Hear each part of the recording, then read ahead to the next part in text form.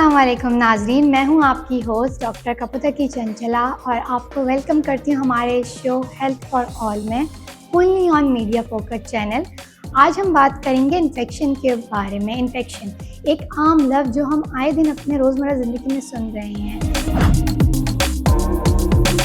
तो क्या होता है ये इन्फेक्शन? इन्फेक्शन एक ऐसी तरीके की बीमारी है जो अगर कोई भी फॉरेन बॉडी हमारे जिस्म के अंदर चले जाता है और हमें कोई बीमारी में मुब्तला कर देता है तो उसे हम इन्फेक्शन कहते हैं। इन्फेक्शन के 4-5 टाइप्स होते हैं। सबसे पहले वायरस जिसको हम वायरल इन्फेक्शन कहते हैं। देन बैक्टीरिया की वजह से जो हो बैक्टीरियल इन्फेक्शन, अगर फंगस की वजह से हो तो फंगल इन्फेक्शन।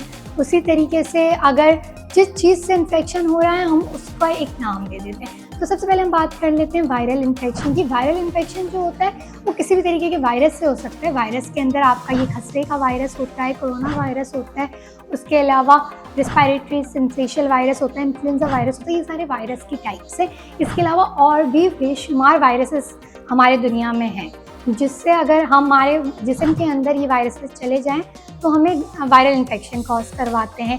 इसके जो सिम्टम्स होते हैं उसके अंदर नज़ले का हो जाना, बुखार का आ जाना सबसे कॉमन सिम्टम। हर इन्फेक्शन के अंदर बुखार लाजमी आता है, वो डिपेंड करता है कि वो कम हो या ज़्यादा हो। उसके अलावा सर में दर्द, जिस्म में दर्द, नाक से पानी आना, आँखों से पानी आना, ये सब कॉमन चीज़ें हैं जो वायरल इन्फेक्शन के होता है। वायरल इन्फेक्शन में हमें भूख नहीं लगती, कमज़ोरी महसूस होने लगती है। इसके अंदर हम जो एहतियात कर सकते हैं, हम पानी का इस्तेमाल ज़्यादा करें, खाने पीने में एहतियात करें, बाहर का खाना ना खाएं। जिस टाइम हमें वायरल इन्फेक्शन हो उस टाइम हम और ज़्यादा एहतियात करने लगें और सिम्पटमेटिक ट्रीटमेंट हो।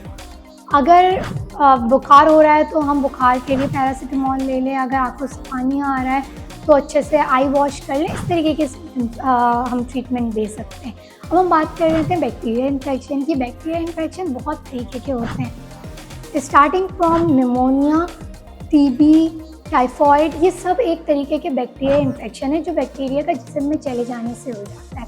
अब ये बैक्टीरिया हमारे जिस्म में किसी भी तरीके से जा सकता है, या तो खाने के ज़रिए जा सकता है या कहीं पर अगर कट लग गया है वहाँ से भी जा सकता है। कहीं पर भी उसे जहाँ पर ओपनिंग मिलती है वो उसके थ्रू जा सकता है। अगर पेशेंट को ऑलरेडी डायबिटीज़ है तो फिर उनको बहुत इजीली इन्फेक्शंस हो जाते हैं और फुट इन्फेक्शन बाद में गैंग्रीन में डेवलप हो जाता है। ये सारी चीज़ें हो सकती है। इसके अंदर एहतियात करने के लिए एंटीबायोटिक का इस्तेमाल करना बहुत ज़रूरी है, लेकिन डिपेंड करता है कि कौन सी एंटीबायोटिक लेनी है। अगर आपको पेशाब में इन्फेक्शन है तो आप पेशाब का टेस्ट करवाएंगे, अगर आपको खून में इन्फेक्शन है तो आप खून का टेस्ट करवाएंगे, अगर आपको निमोनिया हो रहा है तो आप बलगम का टेस्ट करवाएंगे और उसी तरीके की एंटीबायोटिक लेंगे। लेकिन खुद से आपने कोई भी एंटीबायोटिक नहीं लेनी। अगर आपको किसी भी तरीके का बुखार होता है तो फिर आप सबसे पहले एक कंसल्टेंट या जो मेडिसिन के स्पेशलिस्ट होते हैं उनसे रुजू करेंगे।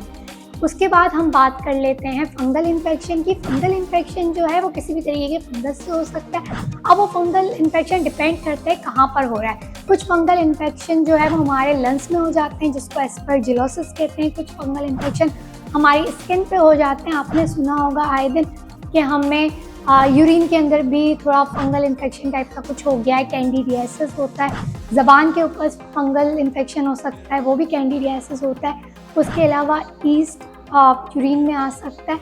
इसके साथ साथ बहुत सारे डिफरेंट तरीके के फंगल इन्फेक्शन हो सकते हैं। किसी ज़ख़म पे भी आपका फंगल इन्फेक्शन हो सकता है। इसके अंदर हम एंटी फंगल ड्रग्स मिलती हैं, ओवर द काउंटर भी मिलती है, या फिर डिपेंड करता है आपको कौन सा फंगस हुआ है और उसके लिए स्पेसिफिक तरीके की फंगल की दवाइयाँ आती है।